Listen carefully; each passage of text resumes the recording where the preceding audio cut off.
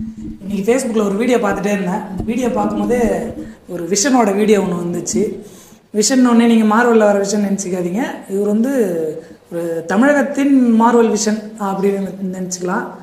அவர் பேசின வீடியோ ஒன்று நான் பார்த்தேன். அது கொஞ்சம் பாருங்களேன். பெருசா ஒன்று போக நினைச்சவர் இப்போ அவருக்கு அந்த பயம் புரியுது. கண்டிப்பா நம்மள இருக்க பாதி பேர் விஜய் ஃபேன்ஸு, சினிமா ரசிகனு, இவன் கண்டிப்பா விஜய் தேடி போயிடும்னு அவருக்கு நல்லா தெரியும். அப்போ இது வேலைக்காவது விஜய் நம்ம கூட சேர்ந்துருவோம், இல்ல விஜய் நம்ம கூட சேர்த்துருப்போம். சேரலன்னா கூட விஜய் நானும் சேர்ந்துருவோங்கிற மாதிரி ஒரு பிம்பத்தை கிரியேட் பண்ணும். அப்போ அட்லீஸ்ட் அது ஓகே, ஓ சீமான் விஜய் சேர்ந்துருவாங்க போல இருக்கு, அப்போ இதுக்கு நம்ம அங்க போனோம், இங்கே இருப்போம், அண்ணன் கூட இருப்போம். புரியுதா? அந்த ஒரு இதுல அந்த பாவம் அந்த ரசிகர்கள் தான், சீமான் ரசிகர்கள் தான், சீமானின் தொண்டர்கள். அவர் பேச்சை கேட்டு ரசிகரானவன் தான், அவனுக்கு வேற ஒன்றும் தெரியாது. அந்த ரசிகர்களை தக்க வைக்கிறதுக்கான ஒரு பிளானா இதை பண்ணிட்டு இருக்காரு. பட் அது நடக்குமா எனக்கு தெரியல.